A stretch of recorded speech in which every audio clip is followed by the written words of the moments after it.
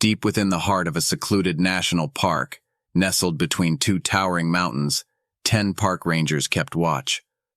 5 women and 5 men, hardened by the harshness of the wilderness and the isolation that came with their duty. Few outsiders dared to venture into the park, a place where heavy snowfall blanketed the land for most of the year. The rangers' small station stood as a lone beacon in the desolate landscape. One night, as the moon hung low in the sky, a ranger named Mark ventured outside to check the perimeter. The bitter cold clawed at his skin, his breath escaping in frosty puffs. He paused, his senses on high alert, as a distant noise reached his ears. Mark moved toward the sound, his steps silent in the snow. Through the dense trees he saw figures in the clearing ahead. 2 men engaged in a savage brawl.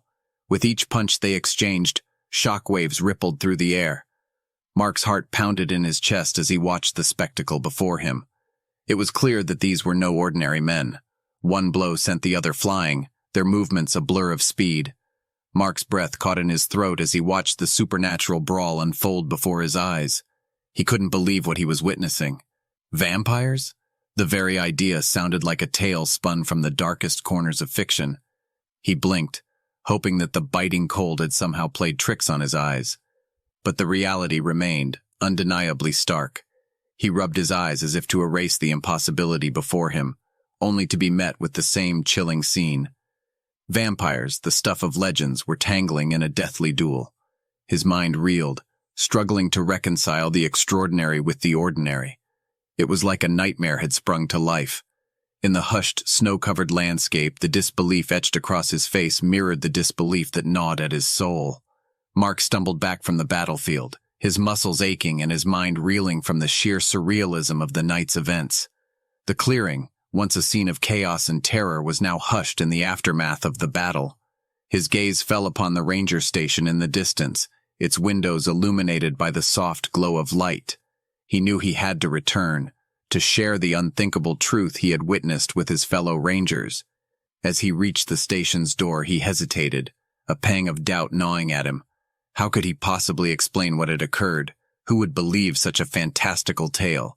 Swallowing his uncertainty, he entered the station.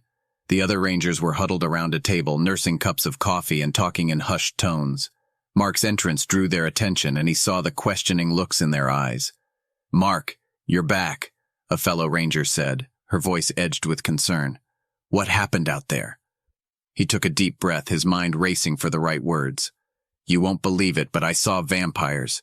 Real blood-sucking vampires fighting each other like supernatural beings." The room fell silent. The rangers exchanged incredulous glances, their skepticism palpable. "Vampires?" one ranger scoffed. "Come on, Mark. You've been out there in the cold for too long." Mark's frustration bubbled beneath the surface, but he held his ground. "I know it sounds crazy, but it's true. They were tossing each other around like rag dolls." Laughter erupted from the group, mixed with eye rolls and dismissive gestures, except for one person. Sarah, their leader, sat at the head of the table, her expression pensive as she regarded Mark. She remained silent, her gaze unyielding. Finally, she spoke, her voice cutting through the skepticism like a blade. "Mark, tell me exactly what you saw. Leave nothing out." Mark recounted the events of the night, describing the fight between the vampires. He held nothing back, his words pouring out in a rush as he relived the horror. When he finished, there was silence in the room. The other rangers exchanged uneasy glances, unsure of how to react. But Sarah's gaze remained fixed on Mark, her eyes flickering with a mixture of concern and understanding. "I believe you, Mark," she said firmly, her words resonating in the room. "Whether it's vampires or something else, the fact remains that we have an unprecedented threat on our hands. Our duty is to protect this land and its people. Pack your gear. We're going back out there to confront whatever's out there." Mark's heart surged with a mix of relief and determination. He nodded at Sarah, gratitude welling up within him. It didn't matter that the others didn't believe him yet. He had someone in his corner who understood the gravity of the situation, and together, they would face the unimaginable horrors that lurked in the shadows of the national park. The rangers gathered their equipment and prepared to venture back into the wilderness. There, they each saw what Mark had seen: vampires. They were fighting each other with incredible strength, speed, and accuracy. As the Rangers burst into the clearing, a tense silence fell over the battleground. The two vampires, their eyes smoldering like dying embers, turned their attention to the approaching Rangers. A dangerous tension crackled in the air, the palpable hostility seeping into their bones. For a moment, the humans and vampires sized each other up, united by a mixture of fear and uncertainty. Sarah, her voice laced with a mixture of authority and incredulity, addressed the vampire combatants. "You've got a funny way of settling your disagreements." One of the vampires, Marcus, smirked, his teeth glinting in the moonlight. "Well, this land has borne witness to stranger things than you can imagine, human." The other vampire, Anton, his eyes gleaming with defiance, added, "We're fighting a battle that's older than time itself." "Enough," bellowed the lead ranger, Sarah. "You've done enough damage." The vampires regarded them with a mix of amusement and malice.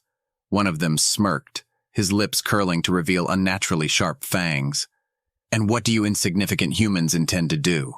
The Rangers held their ground, their resolve unwavering. Sarah's eyes narrowed. "You've disrupted the peace of this land. If you continue, we won't hesitate to end this." Tensions in the clearing reached a boiling point as the vampires and park rangers stood ready to clash. The air crackled with hostility, the weight of centuries-old enmity hanging heavy between them. Anton, the taller of the two vampires, his dark eyes narrowed in fury, exchanged a heated glare with Sarah, the ranger leader. His voice was laced with bitterness as he spoke, his fangs glinting in the moonlight. "We're not here to befriend humans, but to settle our own scores." Sarah's jaw tightened, her grip on her weapon unyielding. "And what about the innocent people you've harmed in your feud? They're the ones who've suffered." Before the confrontation could escalate further, a chilling presence began to creep into the clearing. A shadowy form emerged from the darkness. The nightshade had arrived, its very presence radiating a sense of impending doom. The Rangers and vampires alike were frozen in shock as the creature's grotesque silhouette took shape. It looked like a wolf, but carried the size of 20 wolves, moving as fast as a cheetah. Its face was scary, with big bloody teeth that looked like they wanted to bite everything, and its eyes glowed red like they were filled with anger. Anton's anger was replaced by a primal fear that seemed to consume him. Marcos, his fierce countenance crumbled, his eyes wide with disbelief. The nightshade's roars reverberated through the clearing. Sarah's weapon slipped from her grip, her breath catching in her throat. The Rangers, who had been prepared to face off against the vampires, were now united by a shared terror. The Nightshade's intentions were clear. It would show no mercy to any of them. Anton's voice was laced with a newfound urgency. "We can't fight this alone. We won't survive." As the Nightshade's eyes glowed with malice, a heavy realization weighed on them all. A truce, however reluctant, was the only way to confront the greater threat. Anton turned his gaze to Sarah, a mixture of desperation and sincerity in his expression. "We're offering a truce, a temporary alliance," he said, his voice raw with emotion. "We can't defeat the Nightshade on our own. It's not just our enemy, it's everyone's enemy." Marcos nodded in agreement, his usually fierce demeanor replaced by a somber understanding. "We've been enemies for far too long. Our feud can wait, the Nightshade won't." Sarah's heart raced as the reality of the situation bore down on her.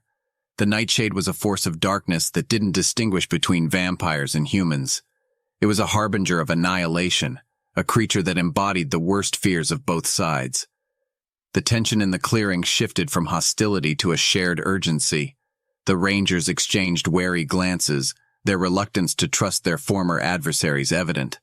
But the Nightshade's chilling presence, its very existence a testament to the horrors they faced, pushed them to a breaking point. Slowly, Sarah lowered her weapon, her gaze locked on Anton and Marcos. "Truce," she said, her voice heavy with resignation. "For now."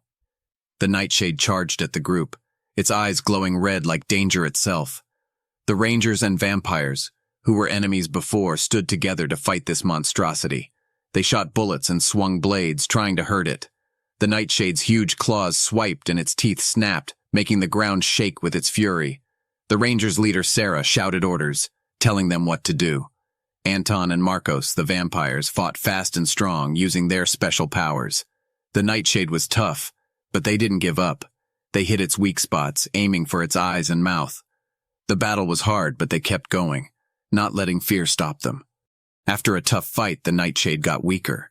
With one final powerful hit from Sarah, it let out a terrible cry and fell, lying still in the snow. The rangers and vampires stood there, breathing hard, looking at the defeated creature. They did it, together. The nightshade, the nightmare that had brought them all together, was gone.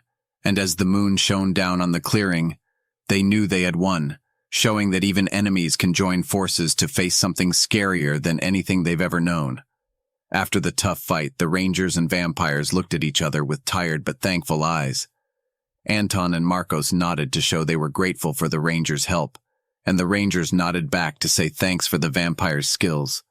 They realized they were stronger together. With the scary nightshade defeated, they felt a bond forming, like friends who understood and respected each other. The arguments from before didn't matter anymore, and they saw the value in working together, leaving the past in the past.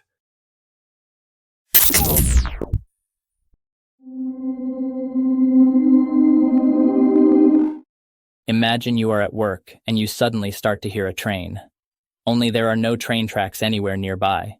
That's what I was up against on that long summer day in August. My fellow park rangers and I were hearing the sound of a train as we stood right out in the middle of nowhere. You could see it on everyone's faces, confusion mixed with curiosity. Occasionally, park visitors would tell us that they heard trains, but we always shrugged it off. This, however, was the first time we were hearing it for ourselves. So, me and my buddy Sarah decided we couldn't just sit around and wonder. It was a mystery we couldn't resist, you know? One night, we made a plan. We were going to head to that old abandoned railway station that everyone said was haunted. Yeah, I know. It sounds like something out of a spooky story, but we were determined. As we walked through the forest that night, there was this feeling in the air, like we were stepping into the unknown. The moon was peeking through the trees, casting these eerie shadows, and I could feel my heart racing. We were ready to face whatever was out there. We waited a few minutes, and then it happened. We heard that train sound again, loud and clear. Adrenaline pumping, we rushed to the station, hoping to finally catch a glimpse of this mystery train. Little did we know, this was just the beginning of a journey that would take us deeper into the secrets of the forest. That night at the abandoned station was something else. We undoubtedly heard the train sound, but when we reached the abandoned station, we were confronted with nothing but darkness and silence. It did feel like the train was playing tricks on us, teasing us from the shadows. I remember feeling a mix of disappointment and confusion. I mean, where was that sound coming from?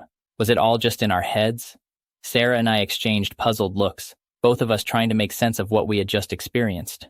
We stayed at the station for a while, hoping maybe something would happen. But eventually, we gave up and headed back to our camp. That night left us with more questions than answers, and it was clear that the mystery of the train sounds was far from being solved. Okay, buckle up, because this is where things get even weirder. The next night, we're back at the station, and there's this old man there, like really old, with wrinkles that told stories of 100 years. He looked at us with these intense eyes and said, "Don't look at the train when it comes." I mean, imagine being told that by a stranger in the middle of the night and at a station that wasn't operational. Two of our pals decided to play it safe and left, but Sarah and I, well, we thought we could handle whatever was coming. We were young and maybe a little too curious for our own good, so we stayed. And let me tell you, the anticipation was killing us. We could feel our hearts pounding as we waited for that train sound to come back again. The air was thick with tension, and I remember thinking, what's so special about this train? Why can't we look at it? Little did we know that this choice was about to take us on a ride we'd never forget. As the train sound echoed through the forest, we braced ourselves for whatever was about to happen. The train came into view, its lights piercing through the darkness, and I could feel my heart racing like crazy. But this time was different. We could see the train, and there was a girl inside the train. She looked scared, like she was trapped. But that's not even the weirdest part. Shadows were moving inside the train, like they had a life of their own. I rubbed my eyes, thinking maybe I was seeing things, but no, it was real. Sarah and I exchanged a glance, our minds racing to make sense of what we were witnessing. How could there be a girl and shadows in a train that wasn't even supposed to exist? It was like we were caught in some kind of twisted dream. We watched as the train rolled by. the girl's eyes locking onto ours for a split second before disappearing into the night. And those shadows, they seemed to whisper secrets we couldn't understand. Our heads were spinning, and as the train vanished, the forest fell silent again. After that crazy night, Sarah and I couldn't just let it go. We had to figure out what was going on. So we started looking into old newspapers and stories about the forest and the abandoned station. And wouldn't you know it, we found a story about a girl who went missing on a train years ago. People talked about her, wondered where she went, but the mystery was never solved. As we read through the articles, it was like piecing together a puzzle. The pieces were scattered, but they were starting to form a picture, a dark one. It seemed like the girl might have been murdered, but nobody knew for sure. The more we dug, the more we realized that the forest held secrets that nobody wanted to talk about. It was like the past was buried under layers of silence, and we were determined to uncover the truth, no matter how unsettling it might be. The next piece of the puzzle was so twisted it felt like a punch in the gut. You know that old man who warned us about the train? Well, turns out he was the one who killed the girl. Yeah, I know, it's hard to believe. But the more we dug, the clearer it became. His soul was trapped at that station, like he was stuck in a twisted loop of his own making. I mean, it was insane. The old man was bound to the station, his actions haunting him for all eternity. It was like the forest was trying to tell us the truth, but we were too busy chasing after shadows to see it. It was like something out of a horror movie, and we were right in the middle of it. Now, we had a mission, to break the curse that seemed to have us all in its grip. It wasn't just about solving a mystery anymore, it was about setting things right. So, Sarah and I, we decided to take a bold step. We ventured deep into the forest, guided by a mix of fear and determination. It was like a race against time. The forest seemed to close in around us, whispering its secrets, urging us to keep going. We were scared, no doubt about it. But we knew we had to do this, for the girl who was trapped and for all those shadows we saw in the train. It was like we were on a quest, and the forest itself was testing our resolve. And finally, after what felt like an eternity, we stumbled upon the girl's remains, hidden away in a forgotten corner of the woods. It was a mix of relief and dread. Relief that we had found it, and dread because we knew what we had to do next. The weight of the curse was heavy on our shoulders, but Sarah and I were determined to put an end to it. We knew that burying her remains was the key to breaking this twisted cycle of events. So, one night, we found ourselves back at the abandoned station. The air was charged with an electric energy, a mixture of anticipation and nerves.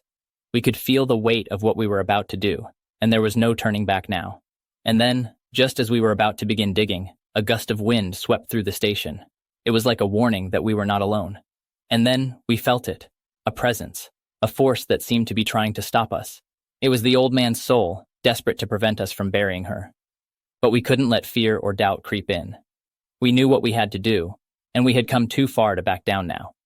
And so we began. And then, in the distance, we heard it. The distant rumble of the train. It was like a countdown to the climax of this eerie tale. The train was getting closer, its sound growing louder and more intense. But we held our ground, determined to see this through. The train burst into view, its lights cutting through the darkness like a beacon. The moment was surreal, like time had slowed down, and the entire world was focused on this singular event. As the train passed by, we shoveled the last bit of dirt, and then, as suddenly as it had all begun, it was over. The train faded into the distance, leaving behind a sense of stillness and calm. The flames slowly died down, the forest settling back into its natural rhythm. The girl's soul was finally free, released from the grip of the curse. Sarah and I stood there, catching our breath, trying to comprehend the magnitude of what we had just witnessed. It was like a weight had been lifted, a darkness replaced by a new light. As we looked around at the familiar surroundings, it felt different somehow, as if the very air had changed. As we walked away from the abandoned station, the moonlight guiding our path, I couldn't help but feel a sense of closure, a chapter finally coming to an end. It had been worth the fear we didn't know we could conquer.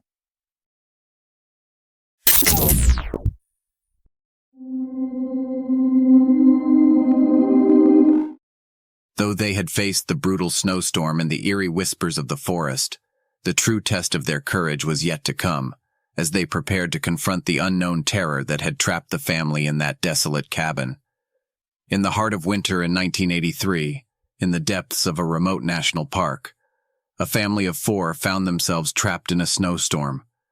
Desperation filled their hearts as they huddled together for warmth, their breath visible in the frigid air. Meanwhile, at the park ranger station, a team of seasoned experts received a distress call. The family's signal had been picked up on their radio, crackling with fear and urgency. Without hesitation, the rangers donned their cold weather gear and set out on a dangerous rescue mission. The park rangers knew they had a tough mission ahead of them. The family was stranded deep within the snowy forest, and the storm was unforgiving. They bundled up in their thick insulated jackets, pulled on their sturdy boots, and secured their gloves tightly. With their backpacks filled with emergency supplies and equipment, they set out into the biting cold. The snowflakes were like tiny ice crystals, falling heavily from the dark, cloud-filled sky. The rangers' boots sank into the deep snow with each step, making their progress slow and exhausting. They relied on their compasses and maps to navigate through the dense forest. Visibility was almost non-existent as the swirling snowflakes blocked their view. The wind howled like a ghostly banshee, and the temperature continued to drop.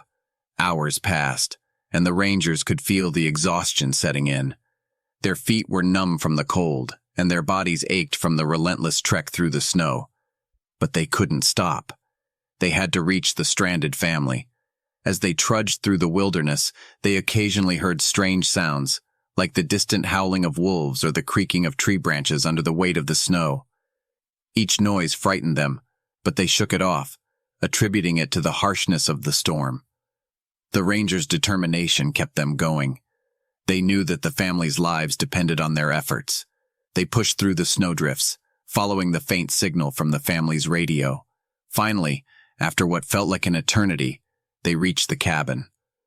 The sight of the isolated shelter in the midst of the snowy wilderness was a welcome relief. But the family's terrified faces and their chilling tale of a lurking beast left the rangers unsettled. The family inside was huddled together, their faces etched with fear. They spoke in trembling voices, recounting how they had seen a monstrous creature lurking in the shadows, its eyes glowing like burning embers. The rangers exchanged worried glances, torn between disbelief and duty. They knew they had to get the family to safety, but the forest now seemed more menacing than ever. As night fell and the storm raged on, the cabin's windows rattled and eerie howls filled the air. The family's terror was palpable, and the rangers could no longer dismiss the whispers as mere hallucinations. With their weapons drawn and hearts pounding, the rangers took up positions to protect the family. The night dragged on, a battle between human survival and the unknown lurking in the darkness. With the family's terrified pleas echoing in their ears, they fortified the cabin. Their flashlights illuminated the darkness outside, revealing heavy footprints in the snow leading to the cabin's entrance. The rangers stood in a defensive formation, their rifles trained on the cabin's door. The air grew colder and heavier, and the whispers of the forest seemed to converge on the cabin. The rangers could feel an ominous presence lurking in the shadows. Suddenly, a horrifying growl pierced the silence, scaring the hell out of them. The cabin's walls quivered as an inexplicable force slammed into the door. The rangers held their breath, their eyes wide with terror as they heard the creature roar. The door splintered and buckled under the relentless assault. The rangers opened fire, their gunshots ringing out in the night. But the creature was relentless, its monstrous form obscured by the storm. It circled the cabin, its heavy steps causing the ground to tremble. As the rangers continued to fire, the creature's eyes glowed like fiery embers in the darkness. It was massive, a hulking monstrosity covered in matted fur, its claws glistening with icy frost. Its breath came out in puffs of steam as it bellowed with fury. The battle raged on, a fierce struggle between man and beast in the heart of the snowstorm. The rangers were driven by fear and adrenaline, their shots hitting the creature but seemingly having little effect. The creature's attacks grew more ferocious, and the cabin's walls began to crumble. In the midst of the chaos, one of the rangers noticed something peculiar. The creature seemed to be protecting the cabin, as if it didn't want the family to escape. It was as though it had some strange connection to the trapped family. With this revelation, the rangers changed their approach. Instead of trying to defeat the creature, they focused on creating a distraction. They ignited a signal flare outside the cabin, sending a bright burst of light into the night sky. The creature hesitated, momentarily blinded by the sudden illumination. Seizing the opportunity, the Rangers rushed the family out of the cabin and into the blinding storm. They knew they had to get the family to safety, even if it meant facing the creature head-on. As the Rangers and the family fled through the snow, the creature let out one final mournful howl. It seemed torn between its desire to protect and its own savage nature. But it did not pursue them into the storm, and the Rangers eventually reached the safety of their station, their breathless escape marked by the haunting memory of their encounter with the beast. To this day, the Rangers cannot forget that fateful night in 1983, when they braved the unforgiving snowstorm and faced a creature from the depths of the wilderness, a creature that defied explanation and left them with a chilling reminder of the mysteries that lurk in the heart of the forest. That's all for now. Please leave us a comment and let us know what you think. Please also like and subscribe. If you missed any of this week's episodes, the full compilation will be released tomorrow. See you then.